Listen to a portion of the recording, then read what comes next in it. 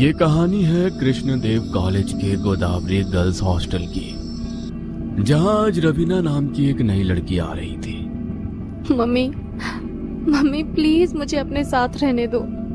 मैं मन लगाकर पढ़ाई करूंगी। प्लीज पापा प्लीज। चुप कर, सब देख रहे हैं। इज्जत मिट्टी में मिलाने का ठेका ले रखा है इसने। तू स्कूल में नहीं है, अब कॉलेज में आ गई है। ग्रेजुएशन करनी है तुझे, मुंह बंद कर ले। लेकिन रवीना चुपने को तैयार ही नहीं थी। उसके माँ बाप गरिमा और संजय उसे घसीटते हुए रूम नंबर 13 की तरफ ले जा रहे थे, क्योंकि उन्हें वही रूम अलॉट हुआ था और बाकी पूरा हॉस्टल उन्हें घूर घूर कर देख रहा था। ये लड़की मुझे मेंटली अनस्टेबल लग रही है। सीरियसली। लेकिन तुमने एक चीज नोटिस करी क्या? इसे रूम 13 की तरफ ले जा रहे हैं। वो रूम तो कोई भी नहीं लेता, फिर इन लोगों ने कैसे ले लिया? क्योंकि ये लोग लेट हैं और बाकी सारे रूम प्री ऑक्यूपाइड हैं। उधर रवीना के माँ बाप ने उसे रूम के अंदर धकेल दिया और उसे समझाकर चले गए। अब तुझे यहीं रहना है, कोई बहाना नहीं चलेगा। चुपचाप पढ़ाई करना, हमें कोई शिकायत नहीं मिलनी चाहिए। रवीना कुछ बोल नहीं सकी। रवीना के माँ बाप हॉस्टल के गेट से बाहर निकल ही रहे थे कि एक लड़की दौड़ती हुई उनके पास आई। रुकिए रुकिए आप लोग, आप अपनी बेटी को रूम नंबर 13 में मत रखिए। उस रूम में कुछ गड़बड़ है। चुप करो लड़की, हम कोई अंधविश्वासी नहीं है। और वैसे भी हमारे पास ऑप्शन ही क्या है, बाकी सारे रूम फुल है। और तुम हो कौन हमें बताने वाली? मैंने उस रूम के बारे में बहुत कुछ सुना है। गरिमा और संजय ने एक दूसरे को देखा, फिर बिना कुछ कहे आगे बढ़ गए। उधर रूम नंबर 13 में रवीना बिस्तर पर बैठी अपने हाथों से चेहरा ढके सिसक रही थी। मुझे यहाँ नहीं रहना। क्यों मेरी सुनता कोई नहीं रहना मुझे यहाँ। तभी अचानक दरवाजे पर कोई जोर से नॉक करता है। कौन है?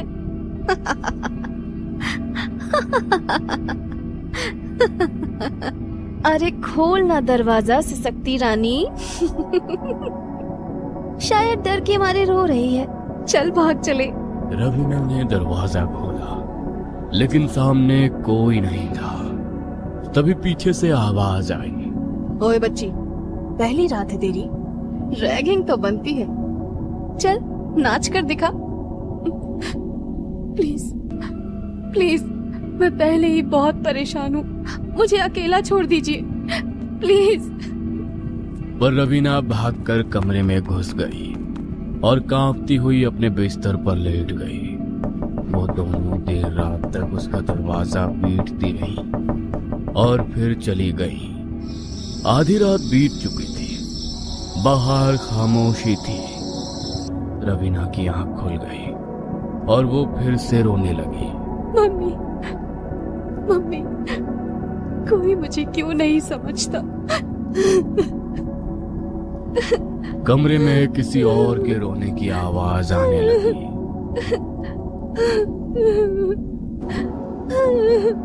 कौन है? फिर से तुम लोग? प्लीज चले जाओ।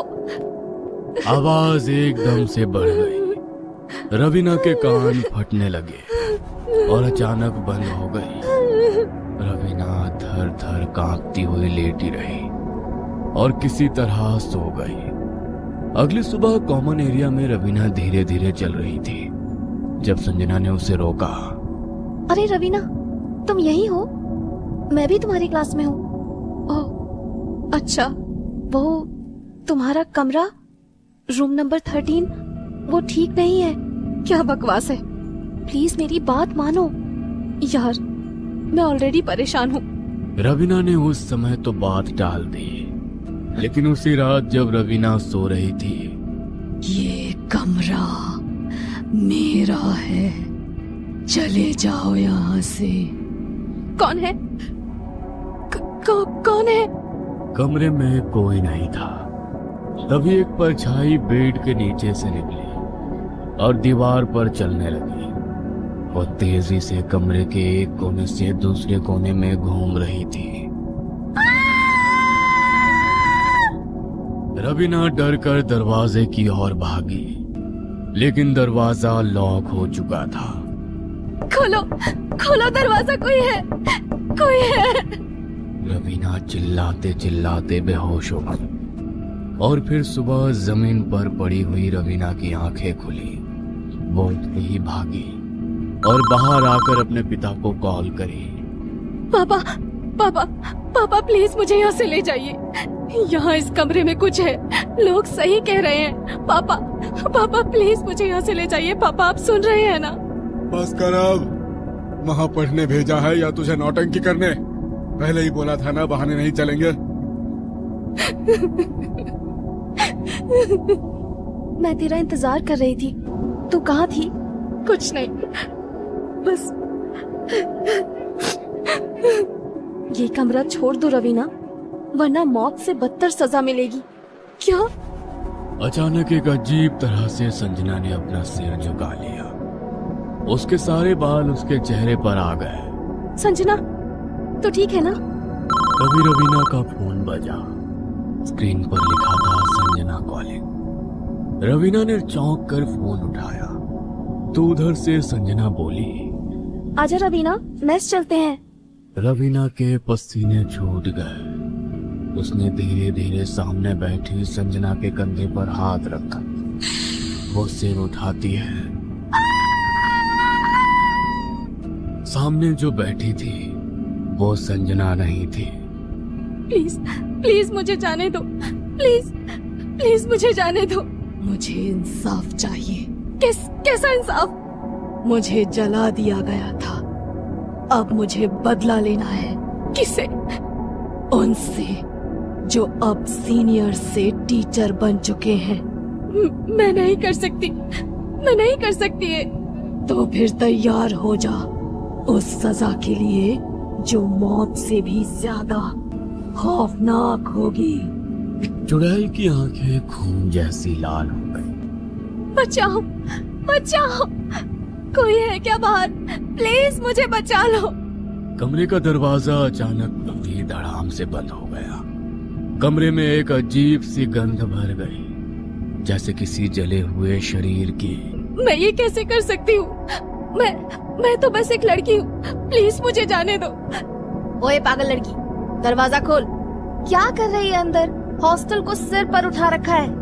फिर अचानक दरवाजा खुल गया और कमरे का सारा तूफान जैसे एक झटके में शांत हो गया, जैसे कुछ हुआ ही नहीं हो। इतना चिल्ला क्यों रही थी?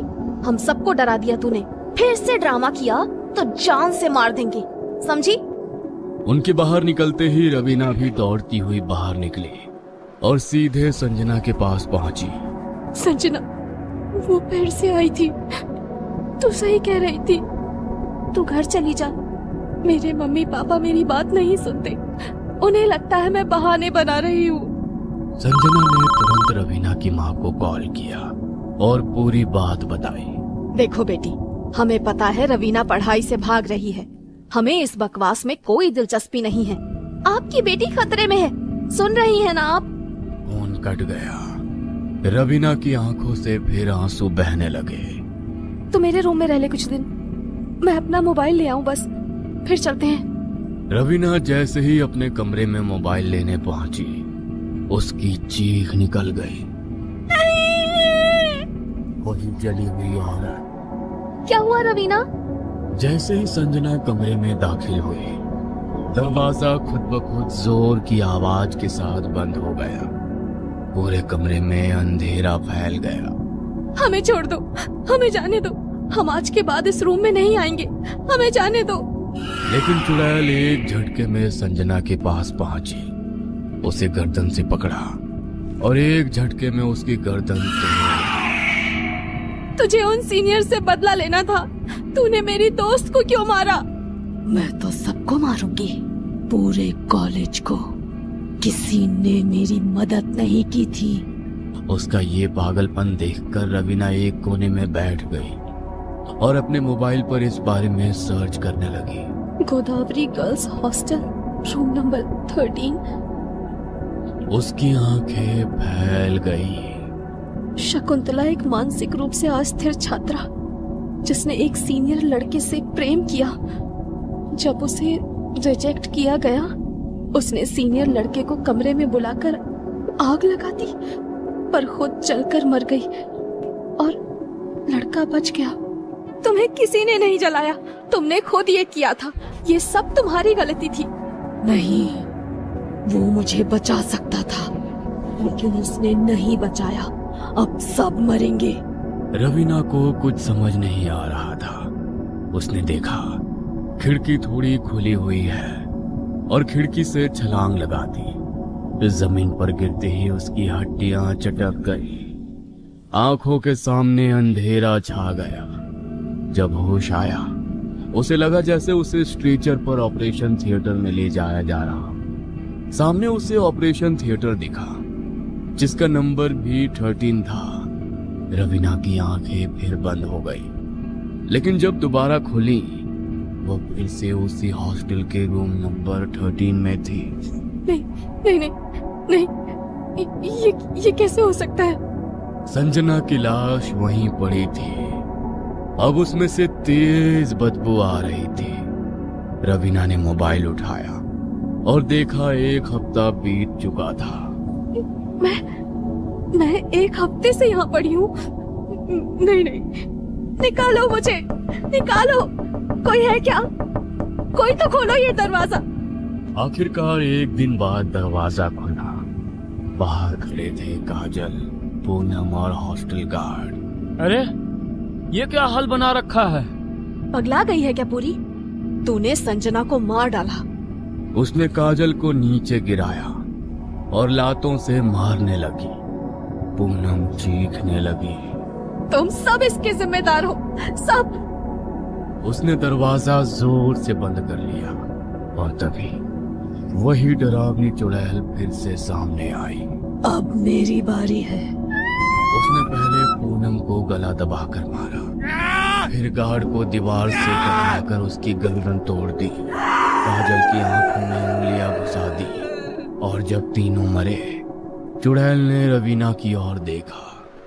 तू अब मेरी है, लेकिन तू जिंदा रहेगी, क्योंकि अब तुझे ही मेरी कहानी आगे बढ़ानी है।